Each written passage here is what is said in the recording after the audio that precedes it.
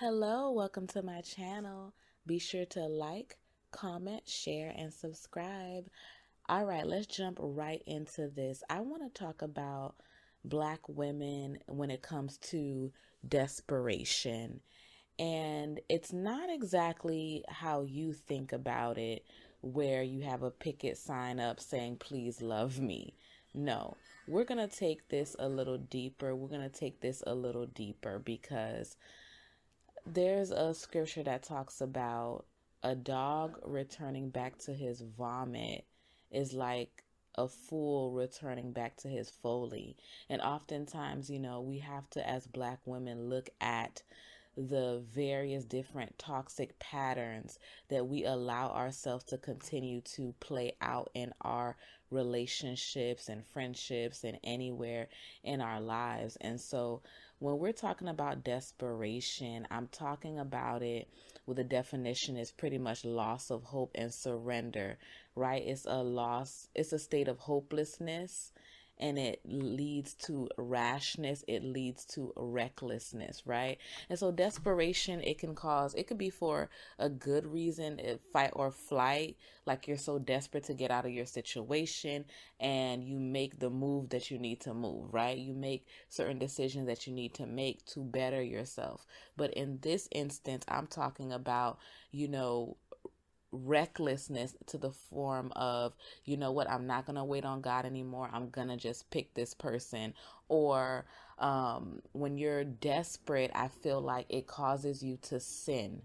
Right? It causes you to do things that you said you would never do. It causes you to deal with people you said you would never deal with. It causes you to put your values to the side. It causes you to compromise your beliefs and your faith. And it's just like when I had a conversation with a guy a few months back, and he was like, why is it that Black women are the most educated women? Y'all have PhDs, but y'all are allowing men with GEDs to get y'all caught up. And I was like, wow. Like, I could not argue with him because I'm the type of person I can accept critique and not take it personal. I know every time you tell a Black man something, they always deflect. Oh, women do it too. Women do it too. I don't have time to deflect and fight back. If there's something that I feel like us as women can benefit from or learn from, I take notes and I share it. But my heart really breaks on this matter because I just feel like, as Black women, we invest so much and we get back so little. And so I want to bring up this topic about desperation because once we get out of denial about our dating patterns and everything like that, then we could be able to ultimately choose better men. We're not going to be dealing with low level, low hanging fruit, basic type of men where you have to beg and plead to love you, or you have to beg and plead to become better. If they don't want to become better, we left them back in 2018. We're not going into 2019. We're in 2019, but we're not moving 2020 with these type of low level type of guys. Low level type of guys can be any race, any type of guy. It doesn't not necessarily synonymous with Black. It's just any type of dude. If he doesn't want to do better, he doesn't love himself, he doesn't accept critique, he doesn't want to change, let him stay at the bottom and we just gonna keep it on moving. Okay, now desperation attracts counterfeit men. It attracts the wrong men. Narcissists, they can sniff it out, they can smell it. F boys can smell it. It's like a bloodhound. They can tell that you have this desire to be loved. They can tell that you have this desire to be in a relationship so bad that you're willing to give up anything, you're willing to compromise. They can tell, they can sniff it out. And you don't want to be that person. Yes, we can also argue that some people feel like, well, you know what? You can't control who you attract. But okay, if we go that route, guess what? If you cannot control who you attract, you do control who you entertain. Right? You do control who you entertain. And some of the people that we as women are entertaining, we should not give them the time of day, right? We shouldn't be giving them the time of day. But you know what? I'm going to see where this goes. I'm going to just go out to eat. It's just a meal and all this other stuff. And you knew out the gate that's not someone you're interested in, right? And so we have to steer clear from desperation, because that's when you are so in a rush or whatnot, then that's how, you'll get your Ishmael, right?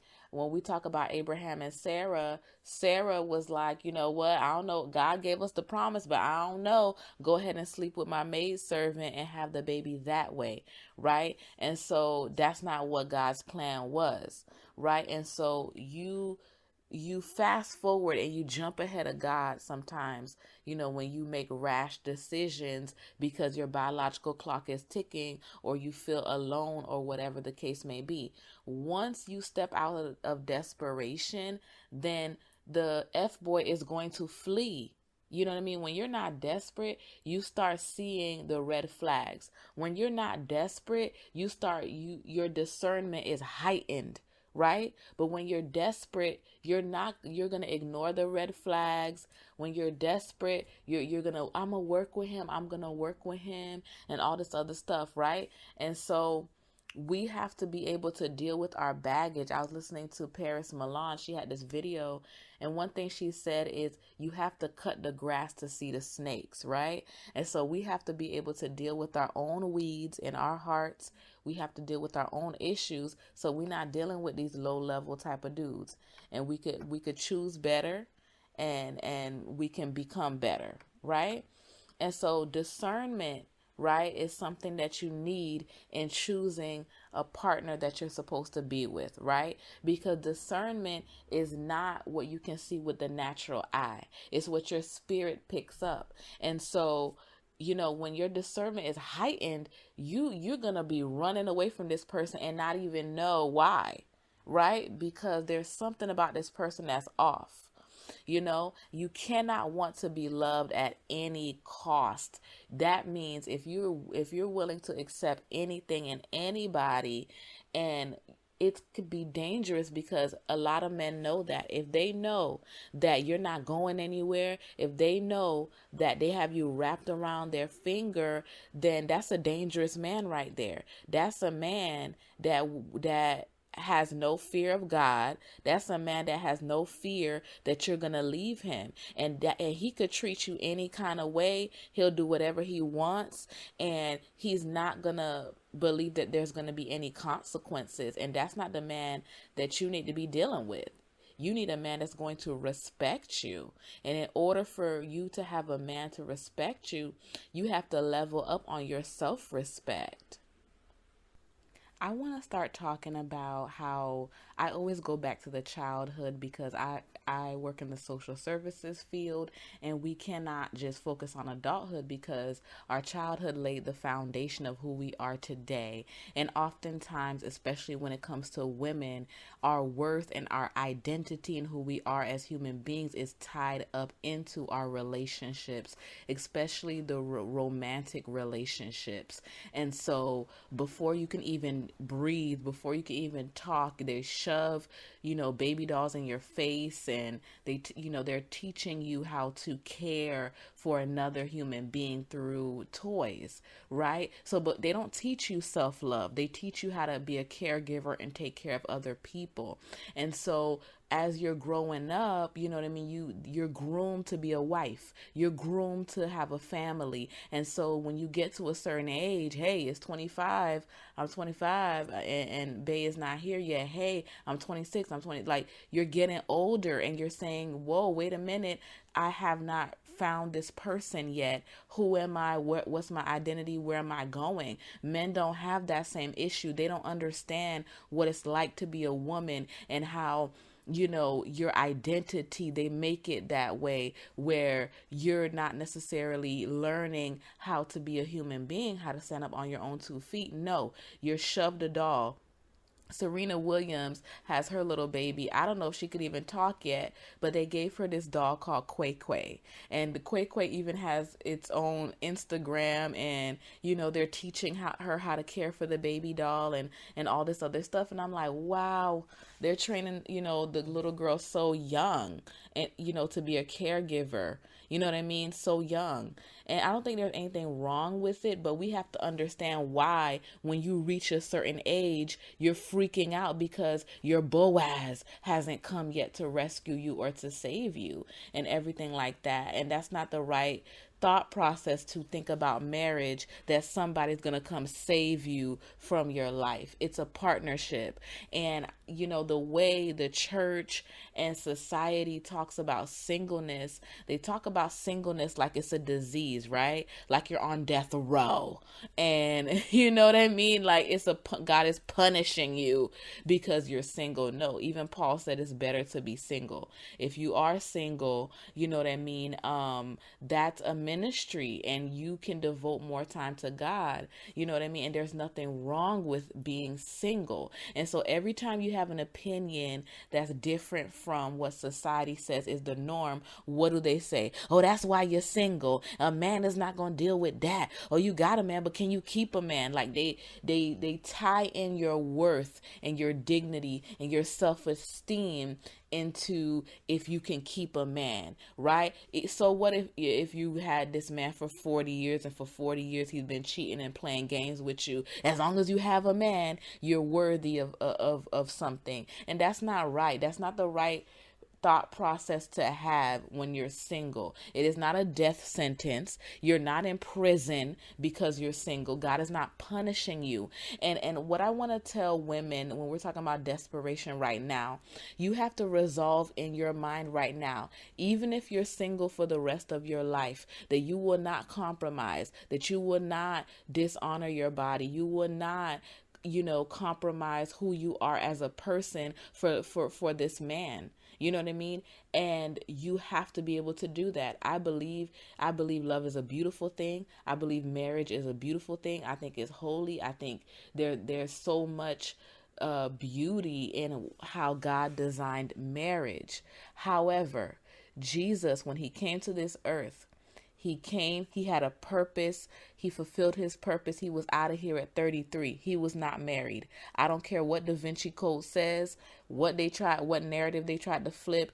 Jesus was not married. He fulfilled his purpose. He fulfilled what he was called on this earth to do, and he was out of there. So this marriage is an idol type of thing that churches are pushing, and these ministries are pushing, and how to manifest a man, and they want you to literally do everything but voodoo to conjure up this guy that's supposed to save you from your life. Like this movement, you know what I mean? It can become unhealthy, y'all. Years ago, I used to go to the conferences. I used to buy the books. I used to be everywhere. And then I woke up one day, I said, wait a minute, I'm at this singleness conference. Why aren't any men here to learn what I'm learning? There were no men there unless they were IT or if they were working, the event. But they were not there unless their girlfriends dragged them or their wives dragged them to the conference. But a lot of them were not willing participants walking into conferences to learn, to grow as human beings, to become better husbands or to be a husband in training. And I remember asking this publicly to a group of men, and they were like, well, if we're not married, I don't see the point of us going there. We'll cross that bridge when we get there. But there's this obsession that women have in order to get a man and be with somebody. And you know what? I believe in personal development. I believe in growing and all of that stuff. But when you start, getting in a self-love journey and working out just to get a man, that's what I have a problem with. You should be doing that. You should be bettering yourself, to become a better version of yourself, not because you're trying to get somebody, and whatever you have to do to get somebody, you're going to have to keep doing that to keep them. And that's not healthy at all. You know what I mean? And so what I wanted to say about, like singleness or whatever, while you're in your singleness, that's the time to work on your purpose, to find who you are, so that when you do meet the person, and oftentimes when you let go of the desire to be chosen, to be picked, that's when the person pops up, you know? That's when the person pops up, when you're not even concerned about it. You know what I mean? And so the preoccupation, the fixation, every person you date, is he the one? Is he my husband? Is he my husband? Is he my husband? You know what I mean? We have to be able to unlearn the whole, what society has taught us. We have to unlearn a lot of that stuff, because they told us, a man is, when he comes, that's when, Disney lied to us. They said someday your prince will come, and when he comes, that's when you're gonna live happily ever after. You better start your happily ever after, if you are a single, right now. Start your happily ever after right now. You know what I mean? And let go of this desire. You can have this desire to be married, but this desire for someone, anybody, to love you. New Mindframe on YouTube, she had this video on codependency, and she was talking about the fear of abandonment. And what you're saying, those who are, I gotta be with somebody, what you're saying is, I'd rather be abused than abandoned. That's what you're saying.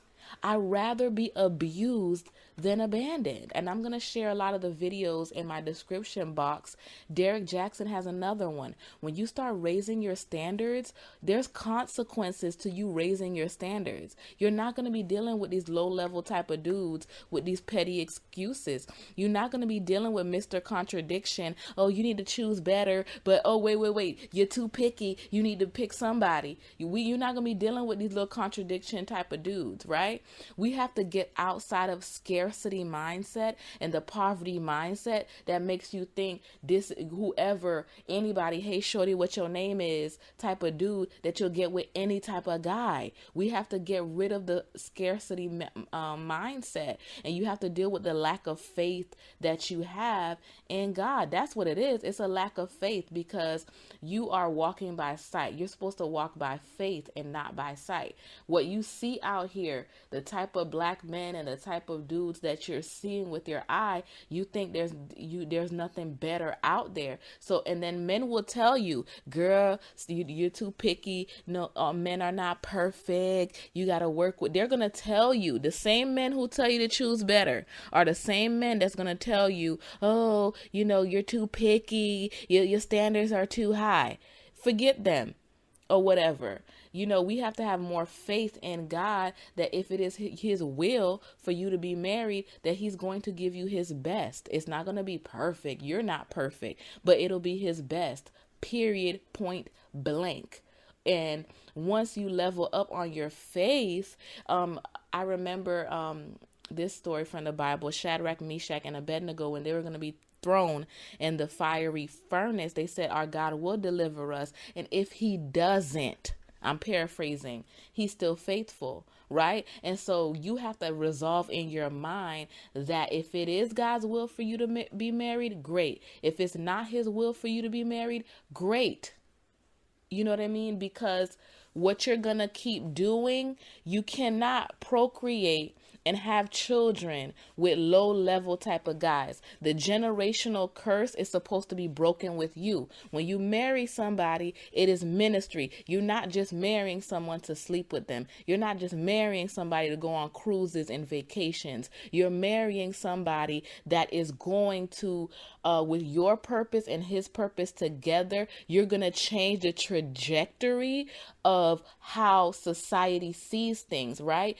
And you have to be able to bring something new to the table in your marriage. It's a ministry, and Satan doesn't want that. He wants you to be miserable and you fighting and you're working through things that you should have been healed from, in your singleness, and you should have been working on in your singleness. He wants y'all to be fighting like cats and dogs in your marriage and be distracted. No. You know what I mean? You're supposed to be working together to heal. You guys are working together together to be a solution. You guys are working together to heal the nation, right? We're supposed to do more works than Jesus did when he was here.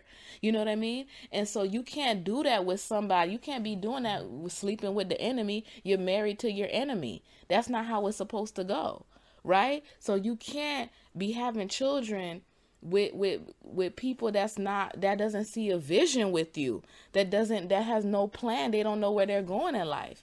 You know what I mean? And so you have to be able to look beyond, oh, he has nice hair, right? You have to look beyond, he has money in the bank. You got to look beyond that, right? So you're not dealing with the Ishmael, okay, but you're with the Isaac, right? You're with God's promise, right? So when we look at marriage, it's not necessarily a graduation out of sin, a graduation out of, it's not a matter of the singleness is the wilderness and marriage is the promised land. No matter where you are, whatever season you're in, you got to be content in that season. Right? Get a hobby. You know what I mean? Explore your purpose. Find out what you're supposed to do with your life. You're not supposed to be sitting on your hands, waiting on the person to show up. Get busy. Point blank, period. Right? And we can't be forcing things. We're putting pretty much a round peg in a square hole. Like we keep trying to force things to happen, right?